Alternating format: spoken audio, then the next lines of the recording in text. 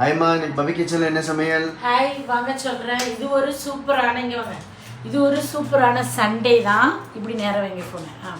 இது ஒரு சூப்பரான சண்டே தான். அஷ்ரஃப் வந்து குளிச்சிக்கிட்டு இருக்காப்புல, அதனால தான் இவங்க வந்துட்டாங்க.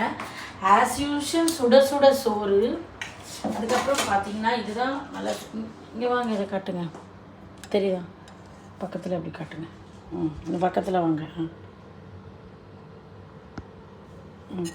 இது வந்து நல்லா சூப்பரான இது நெஞ்செலும்பு ribs, mutton ribs with potato.